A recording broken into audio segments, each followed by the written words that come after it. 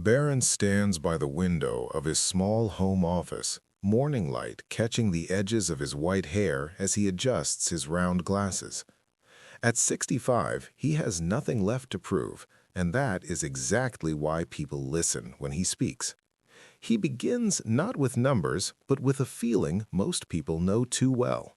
The moment money arrives, that brief sense of relief, the quiet belief that for a day or two, everything will be fine. Barren explains that for most of his life, payday felt like a pause button, not progress, just a pause. Bills waited politely, wants lined up impatiently, and savings were treated like whatever scraps survived the week. He admits he spent years believing the problem was income. More money, he thought, would bring order, but more money only made the chaos louder. He leans back, one hand in his pocket, and introduces the idea that changed everything for him. The first dollar decides the fate of all the others.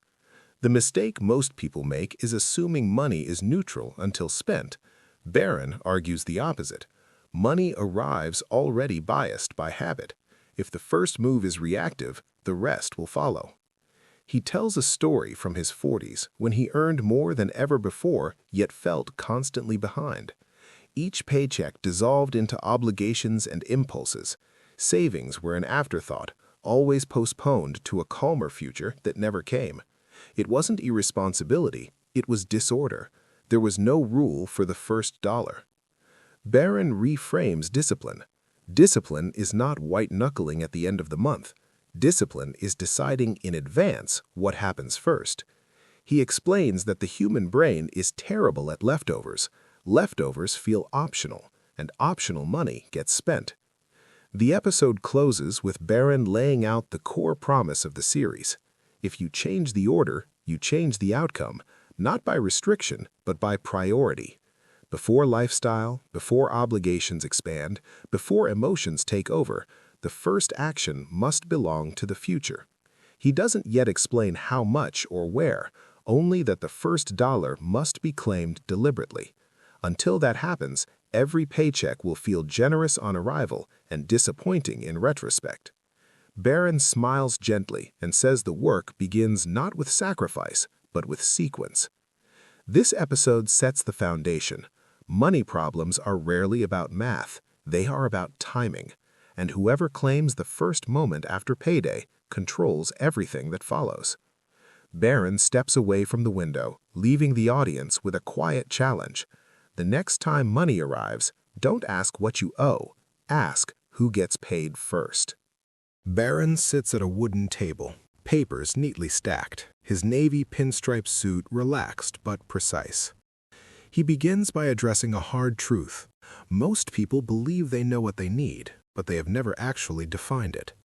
This confusion, he explains, is why paychecks disappear so efficiently. He recalls a period when his expenses felt immovable. Every dollar seemed necessary. Yet when he finally listed them honestly, something uncomfortable happened. Many so-called necessities were simply habits that had been promoted through repetition. Convenience had disguised itself as survival. Barren introduces a simple distinction that reshaped his finances. Needs keep you standing, wants decorate the room. Housing, basic food, utilities, transportation, healthcare, everything else is optional, no matter how loudly it argues otherwise. He is careful not to shame enjoyment. Enjoyment is allowed, confusion is the enemy. He explains that when needs are undefined, they expand. They grow to match income and then exceed it. This is not a moral failure, it is mechanical. Systems without limits always drift. Barren walks through his own recalibration in his 50s, downsizing space, simplifying transportation, questioning subscriptions that quietly drained attention and money. None of it felt dramatic. What surprised him was the relief. Less noise created more clarity. He introduces a guiding ratio, not as a rigid rule, but as a warning light. If true necessities consume most of your income, there is no room for the future to breathe. When every dollar is already promised, savings feels like theft from survival. The episode emphasizes that paying yourself first only works if the remaining structure is realistic. Otherwise, the system collapses under resentment. Barren encourages viewers to audit without judgment. Numbers are not accusations, they are information. He closes by reminding the audience that defining needs is not about living smaller forever. It is about choosing stability before decoration. Once the foundation is strong, enjoyment becomes intentional instead of anxious. Barren adjusts his tie, looks directly ahead, and says that clarity is the second gate. Without it, even the best intentions get lost. When you know what truly keeps you standing, you stop mistaking comfort for survival. And that distinction changes every decision that follows. The episode ends with a quiet instruction. Write it down. Every category. No guessing. Only then does the first dollar rule have somewhere solid to land. Barren walks slowly through a quiet neighborhood street, hands relaxed, posture upright. He speaks about stability, the kind that prevents small problems from becoming permanent scars. He admits that for years he underestimated how fragile progress could be. He explains that many people attempt to build the future while standing on shaky ground. Late payments, ignored obligations, and constant emergencies create invisible leaks. No amount of saving feels safe when the floor keeps shifting. Barren introduces the idea of financial insulation. Staying current on commitments is not glamorous, but it is protective. Each on-time payment preserves options. Each missed one narrows them. He learned this not from theory, but from consequences. He tells a story of a single missed obligation decades ago that cost him years of higher costs. The lesson was simple and painful. Stability comes before acceleration. Protecting credibility protects freedom. From there, Barren moves to the concept of emergency reserves. He rejects the idea that emergencies are rare. Life is not malicious, just unpredictable. Without reserves, every surprise becomes debt, and debt steals time. He describes the calm that arrived when he finally built a reserve that sat untouched and boring. Nothing exciting happened, and that was the point. Problems became inconveniences. Decisions became cleaner. This episode stresses that saving is not only about growth, it is about interruption prevention. Without a buffer, progress resets repeatedly. With one, progress compounds quietly. Barren stops walking, listening to distant traffic. He emphasizes that this phase is about defense, not offense. You do not sprint while injured, you heal first. He closes by reminding viewers that patience here saves years later. Stability may feel slow, but instability is expensive. When the ground is solid, every step forward stays forward. The episode ends with Barren saying that before chasing tomorrow, you must secure today.